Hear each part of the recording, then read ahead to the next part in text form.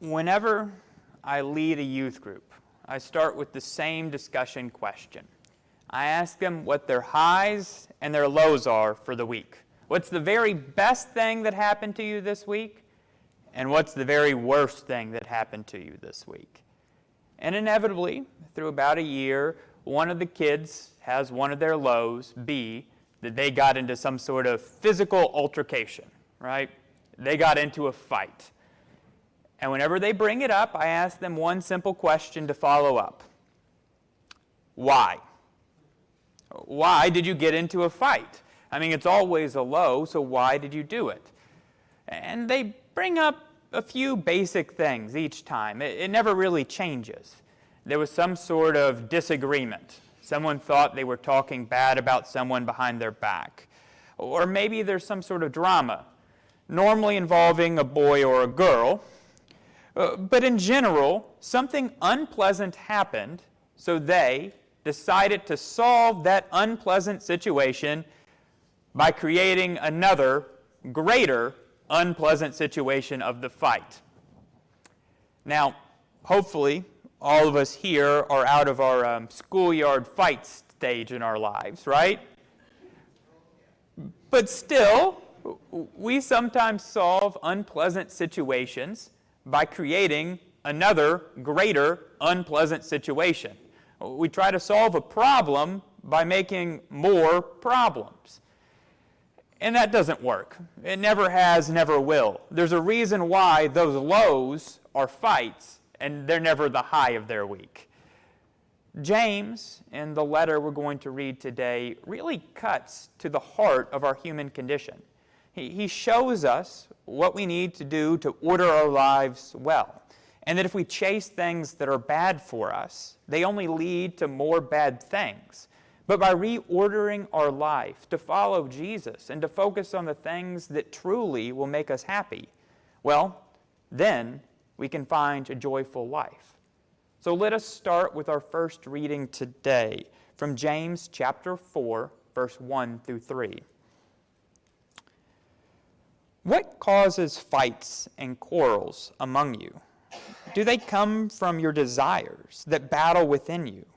You desire, but you do not have, so you kill. You covet, but you cannot get what you want, so you quarrel and fight. You do not have because you do not ask God. When you ask, you do not receive, because you ask with the wrong motives, that you might spend what you get on your pleasures.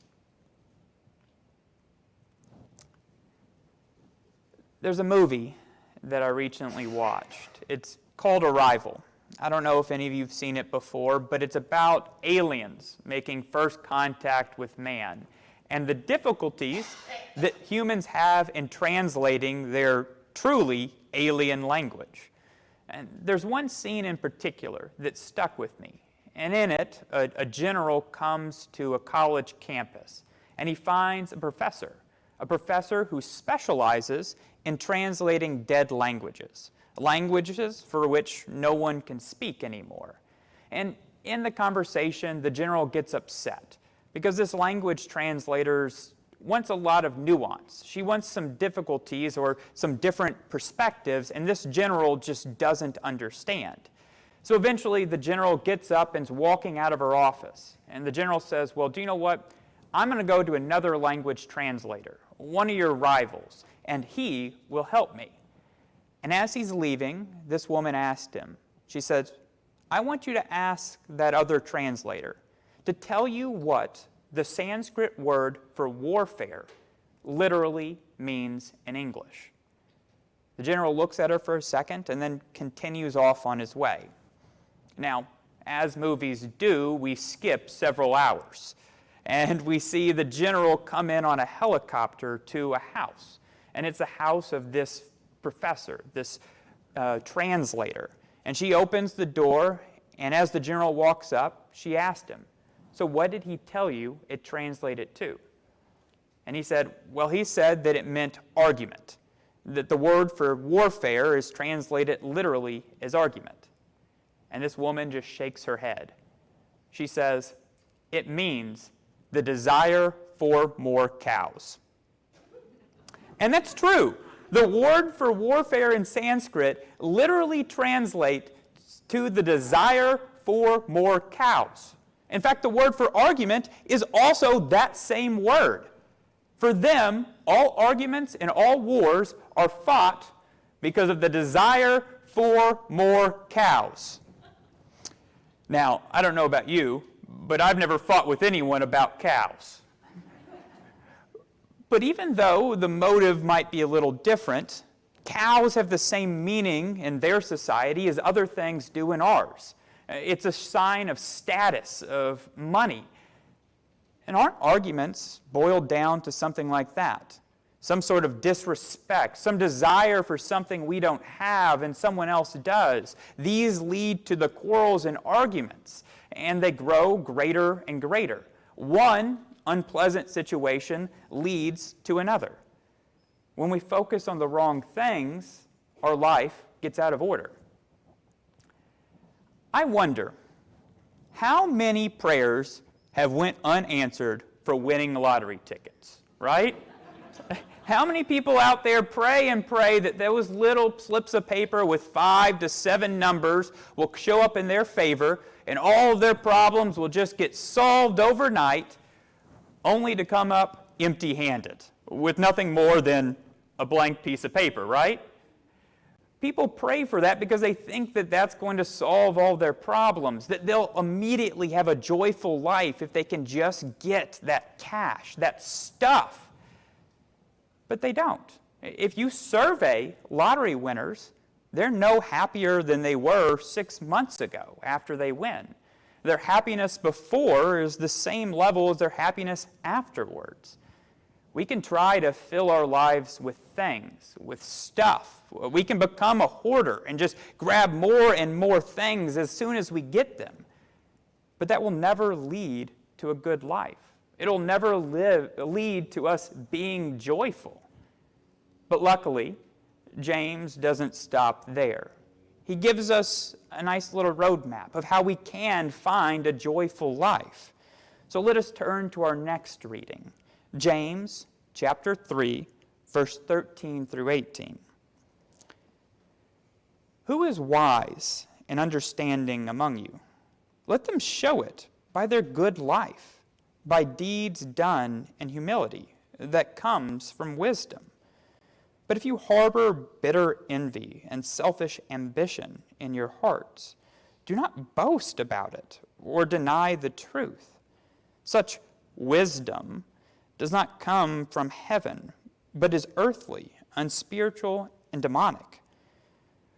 For where you have envy and selfish ambition, there you find disorder and every evil practice. But the wisdom that comes from heaven is first of all pure, then peace-loving, considerate, submissive, full of mercy and good fruit, impartial and sincere. Peacemakers who sow in peace reap a harvest of righteousness.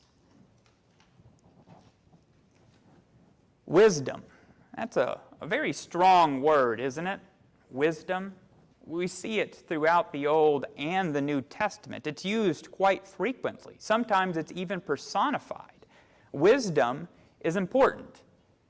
But this last week, I was thinking through my own life, trying to figure out the last time I used the word wisdom in a conversation.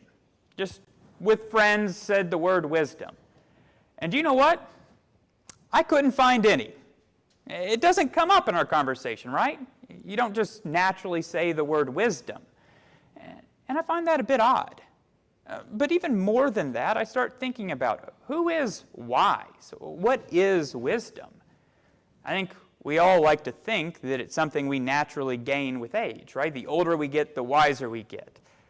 But sometimes that's not the case. We've all seen people who are wiser 10 years ago than they are today, right? Some people who weren't wise when they were in high school didn't get wise when they started working, and if they ever did retire, definitely didn't get wise then either, right? Sometimes school children have more wisdom than we do. Wisdom isn't something that we just naturally get. It's something that we learn. It's a trait. And we learn by practicing our faith. This is the 4th sermon in our series on an actionable faith. And that actionable faith that we've learned about is how we produce wisdom. Wisdom comes from good deeds, from living a good life. The more good choices we make, the wiser we become. That is where wisdom comes from. Yes, as we age, we can get more wisdom because we learn more about it. We practice it more. But if we don't practice it, well, then it's not going to get any better. I think the clearest example of a good and wise life comes from Jesus, right? Jesus lived a good life. He rejected the wealth and the status. He rejected all the earthly kingships and instead chose the cross. And when he chose the cross, he was able to make that moment, one that earthly people would say was awful, into something joyous, a joyful resurrection.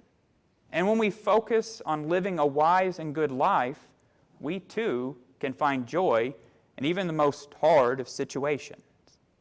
Which leads us to our final section today, James chapter 4, verse 7 through 8. Submit yourselves then to God. Resist the devil, and he will flee from you. Come near to God, and he will come near to you. That's very short, but it gets right to the point.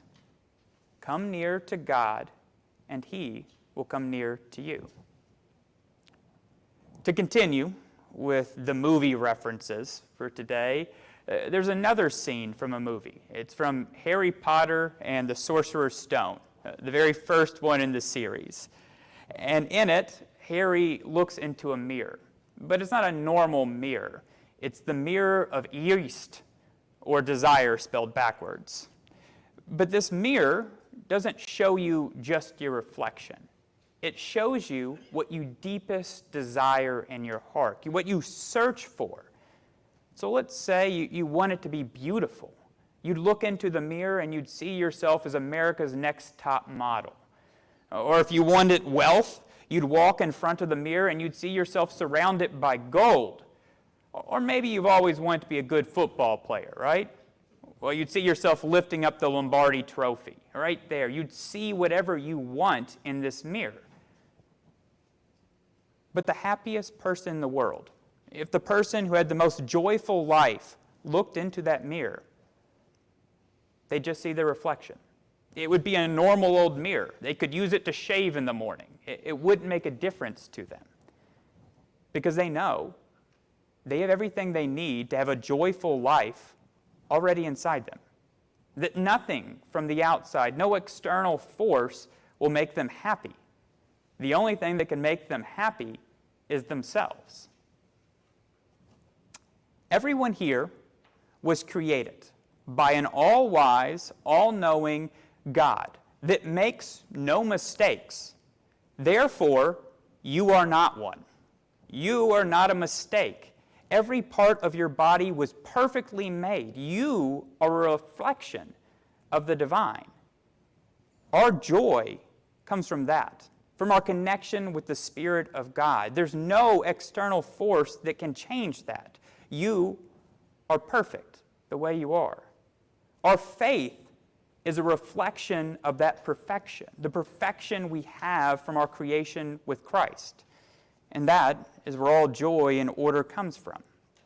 So as we move throughout this week, let us focus not on the things that society says make a good life, but instead on the things that truly do.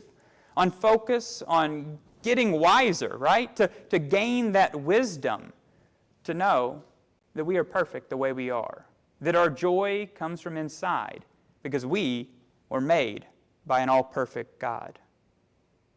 Now, will you pray with me? Almighty Lord, allow us to cast aside the material trappings of the world. Allow us to resist the devil and flee to you, to find happiness in your gentle wisdom, a wisdom for our soul, to be wise like the great King Solomon, and understand that you, the Almighty, are the giver of all joy. In your Son's name we pray. Amen.